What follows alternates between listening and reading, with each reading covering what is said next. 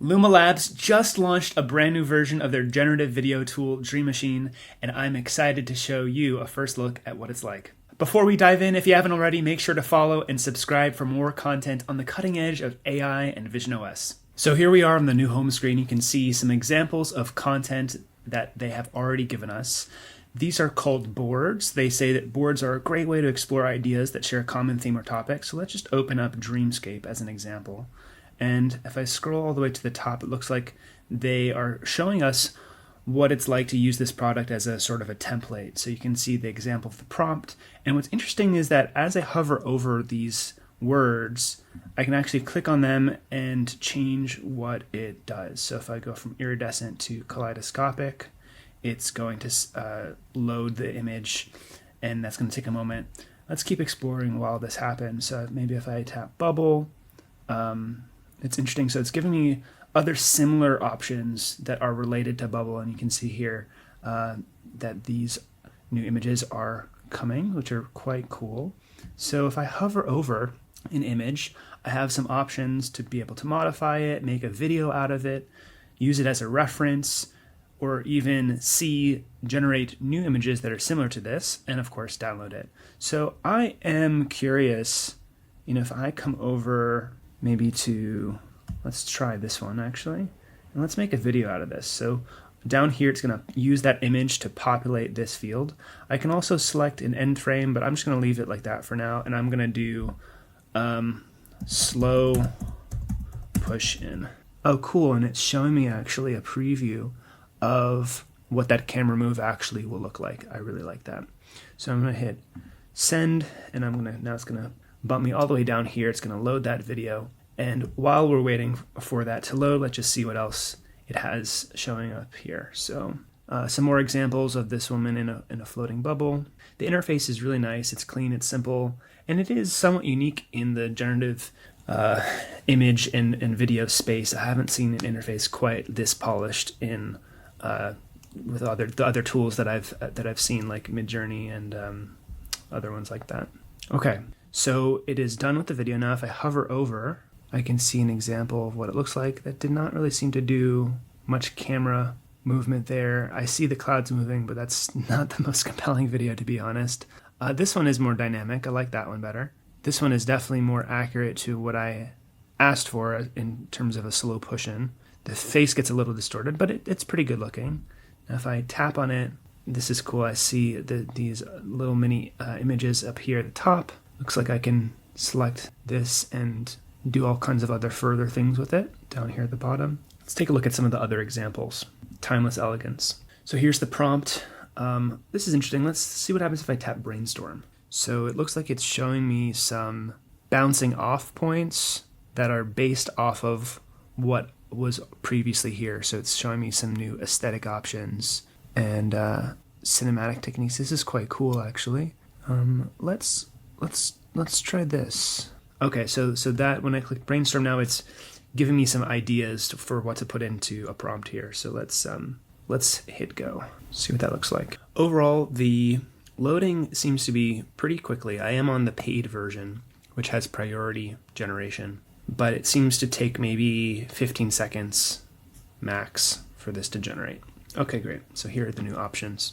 I like this full screen preview here. I can just use my arrow keys to go left and right. Pretty intuitive. So what this is really nice for is being able to explore many options within a unified interface, so I don't have to constantly be scrolling through a giant page like it used to work in the Midjourney bot on Discord. Let's make a video out of this. Let's see what it does. Car driving down road as camera pulls out.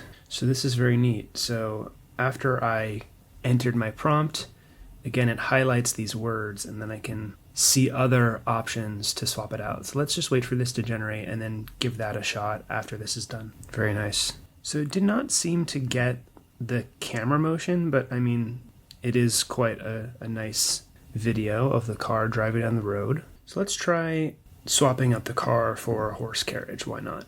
Let's see what that's like. Okay. First impression, this did not seem to work or really change much at all. So very much still a car. That's a bit disappointing, but the video is pretty cool as it pushes in. Although actually that push in is exactly the opposite of what I asked for. So a bit of a fail here. That's unfortunate.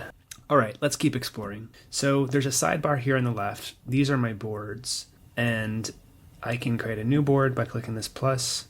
So let's do, squirrels are popular these days. So let's do squirrel riding a rocket ship in space. Interesting. So it looks like it added on to my prompt, which is okay. All right, this is kind of cool. So let's take a look at these. Cute, cute. I think this one is probably my favorite. And this one's pretty good too. Let's make this one a video. All right, here is my squirrel riding a rocket ship. Let's take a look. Not bad. It got the fire. The stars are moving. It's kind of, the mouth is a bit creepy there, but that's kind of cool. Take a look at the other. Now it's moving its head. Yeah, so it definitely is still a little bit disturbing in terms of the motion, but it gets the general gist of what it should look like. I think it's a pretty good start for where we're at today. So one thing I do want to try is what happens if I tap modify and then maybe say squirrel riding a pickle, a giant pickle in outer space. Let's see what happens here. Very nice. So it did generally keep the previous image, but it swapped it out for a pickle, so that did a good job here. So let's take a look. Very strange. All right, I don't know about that one.